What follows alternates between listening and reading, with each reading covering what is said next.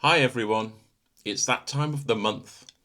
Time for our monthly pension numbers update, where we check how the past month has gone and if we are still on track to early retirement at 58. These are our real numbers from our actual savings, investments and pension details, which we update once a month. Okay, here we go. Our target retirement spending has remained at £1,668 per month. There has been no changes to this figure as there has been nothing we feel like we've needed to change. So we'll dive straight into the current pension, savings and other data, and remember these figures have been achieved with us earning a very modest income. We are roughly earning the equivalent to 2 people on national minimum wage.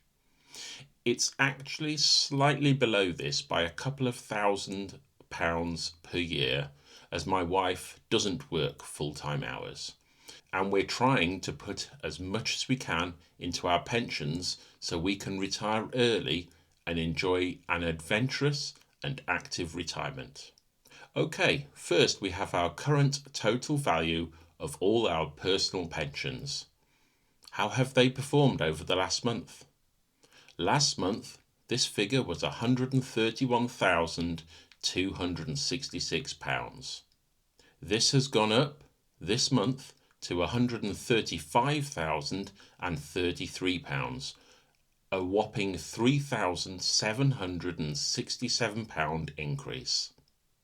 This big jump up is due to 3 things that have happened. First, our sizable contributions we make each month of over £1,200. Secondly, the investments have performed very well over the last month, even with our skew of a safer style, lower risk type of investments. Thirdly, we made a few extra one-off contributions to our SIP a couple of months back. These figures include a couple of the tax relief payments from that, and we still have another one to come next month. So next is the 25% tax-free amount that we could decide to take from our pensions when we retire. As a note, if we decided to downsize our house, then we might not take this up front and instead keep it in our pension pots and have the 25% tax-free as part of our drawdown. This 25%, if we were to take it, would currently be £33,758, which is up nearly £1,000 from last month's figure of £32,816. This leaves us, after the 25% tax-free has been taken, with a net value of £101,274. Our years to go until we reach state pension has obviously dropped by a month. This is now 14.25 years. Each month, as we save up towards our retirement, these extra freedom years are slipping away. This is time we can't get back. The last thing we want to do is miss out on these years and continue working until we're 67. So we are happy with the amount that the state pension is. We will both qualify for full state pension, which is currently forecast to start at 67 for us. These figures are not about that. These figures are for the years prior to 67. We will be drawing down our personal pension as soon as we can and using the entire pension pots, excluding the small defined benefit schemes, to fund our early retirement years prior to 67, as life is too short to spend it working more than you need to. So on to our planning for the years 57 to 67, the ages at which we can access our personal pensions. We simply divide the net value of our current pensions already shown by 10.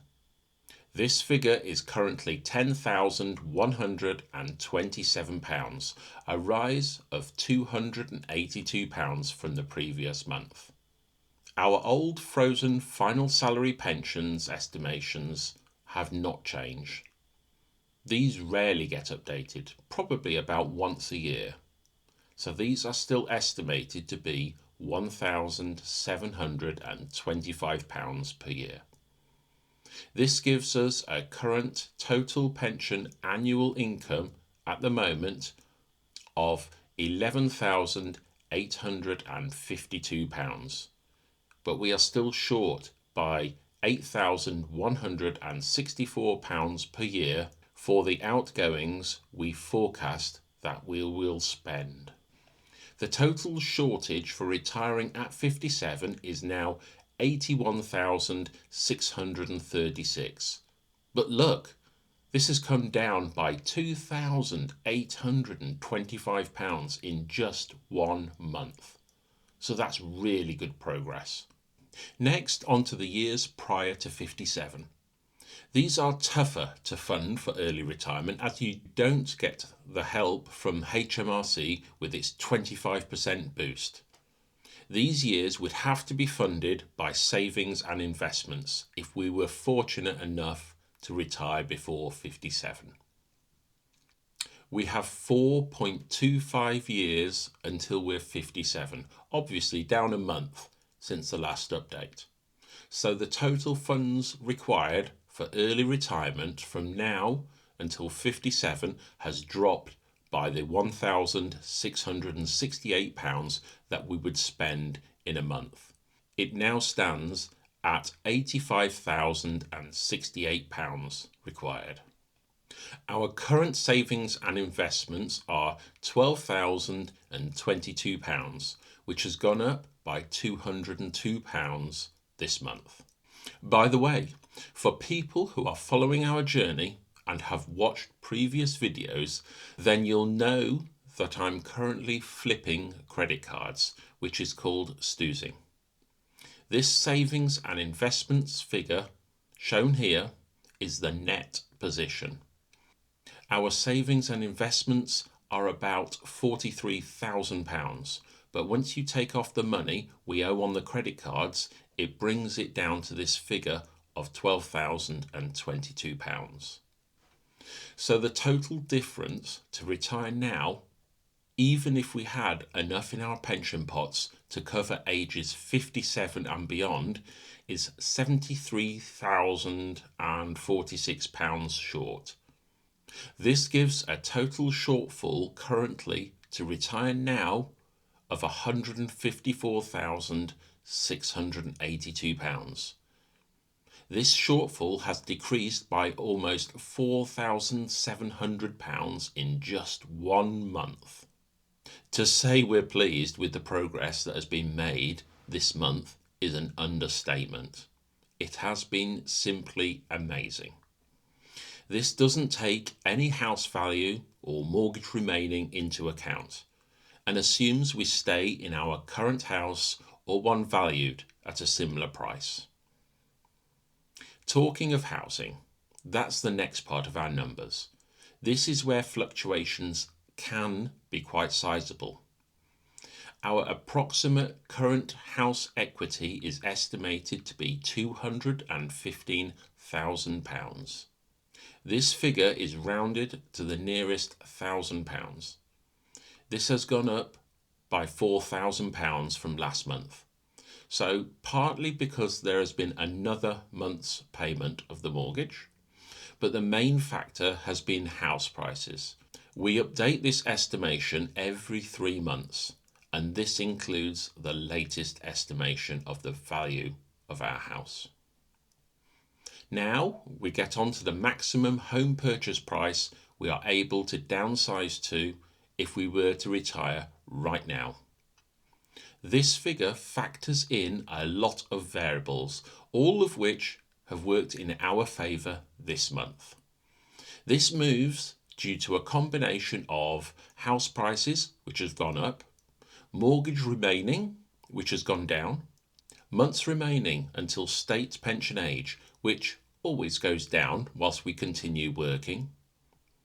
Savings and investments, which have gone up slightly. And the big one that affects things is obviously our pension pots, which have gone up substantially.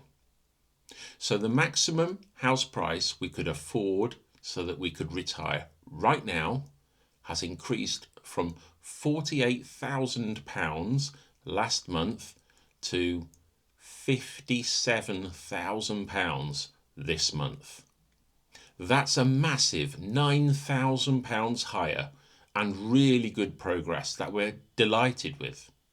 As a guide, we should see this figure increase on average by about £3,000 a month when you factor in the pension payments we're making, along with the mortgage monthly payments and a month less outgoings to fund.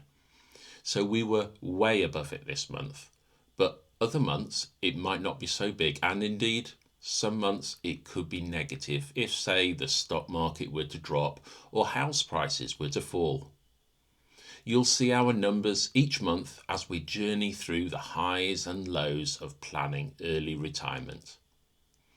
Next, on to our target retirement age. We've kept this the same at 58. With the big increase in our current pension pots, we could have decreased this, but only by 1 month. Keeping it the same means we stay ahead of forecast. And if we do try to save up a buffer immediately prior to retirement as an emergency fund, then keeping this retirement age at 58 will help to give us time to save up. Our shortfall for retiring at 58 compared to the current pension pot position is £51,323. This has decreased by £3,027 since last month due to the pension and savings increasing. This does not include the pension payments we will be making over the years until we start our early retirement. They will be eating away at this shortfall each month as long as our investments don't fall in value. So now onto our final bit of data for the monthly retirement update. It's to see if we're on track to save enough in our pension pots for retirement at 58. Our average current pension contributions remained the same at £1,220. And the amount we need to put into our pension each month, including tax relief, is currently £1,086 a month. This has dropped by £46 due to the incredibly good month we've just had. We were ahead of the forecast last month, and even more so this month. So there you have it. Our latest update shows that we are still forecast to start our early retirement at 58, and the figures are on the correct side of that, allowing us a bit of leeway if the stock market was to fall back a bit. As we approach towards this age, like around the 55 age mark, we could start to think about downsizing and seeing if that could make up the shortfall to retire even earlier. I hope this gives you a really honest look into what it actually takes to plan for early retirement in the UK, especially if you're not on a high income. If you found this useful, please subscribe, because next month we'll be updating all the numbers again and seeing if we're still on track. Also, please like this video if you found it interesting or helpful, as it does take quite a bit of time to gather together all the figures and calculations, and it helps YouTube push this video out to more and more people so we can all plan to start an enjoyable and fulfilling early retirement. Let me know in the comments if you would change anything in our plan, or what your plans are. When are you aiming to retire? Or if you've already retired, then how are your finances going? I really enjoy reading all your comments, and it inspires me for ideas on how we might change things. Thanks for watching this monthly update, and I will see you in the next one.